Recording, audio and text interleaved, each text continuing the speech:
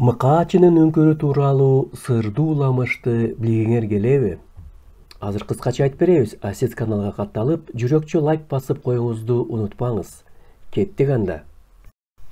Эмнеге бул үңкүрдүн аталышы ушундай болуп калганын Ысык көлдүк бир аксакал айтып берди. 1941 жылы улуу ата мекендик согуш башталганда жашы жеткен эркек жарандар бардыгы фронтко кетишет. Бирок бир жердешибиз жарым жылга жетпей эле ал согуштан качып, өз кичи мекенине бекинип баратып, балыкчыга жетпей батыш көздөй тоолор жакка бурулуп кетет. Ал ошол жерде жашынып калат. Өзүнүн айылына баргандан баш тартат, эмнеге дегенде ал жака барары менен аны чыккынчы деп абакка отургузуп коймок, же совет бийлиги аны атып салышы дагы мүмкүн эле. Ошондуктан бул киши ошол жерде эч ким билбесин деп элдерден жашынып жүргөн. Жолдон өтүп кечигип бараткан жалгыз адамдарды токтотуп, алардын тамак ашы олобу, малы олобу, байкуштарды тоноп, аз келгенсип аларды мыкаачылык менен өлтүрүп жүргөн экен. Маркумдардын сөөктөрүн жакын жерде жайгашкан токойго көмүп жүрүптүр.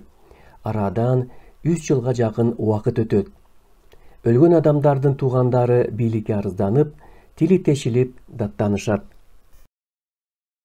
Үңкүрдөгү адам жөнүндө аскер кызматындагылар уккандан кийин алар 10 чактуу болуп, 1944-жылы үңкүргө келип, ошол чыккынчыны атып салышат. Ошондон кийин бул жерди Мыкаачынын үңкүрү деп аталып калат экен. Бул уламышты айтып берген аксакалдын айтканына караганда, азыркыга чейин ошол кандуу үңкүрдө аянычтуу үндөр угулат. Бүгүнкү күндө бул үңкүр 1,5 метр бийиктикте каньондун арасында жайгашкан. Көптөгөн туристтер жана саякатчылар Көк Мойнок айылы аркылуу келип кетишет. Чындыгында бул жер абдан кооз, бирок сырдуу жана кооптуу кыргыз жерлеринин бири болуп эсептелет.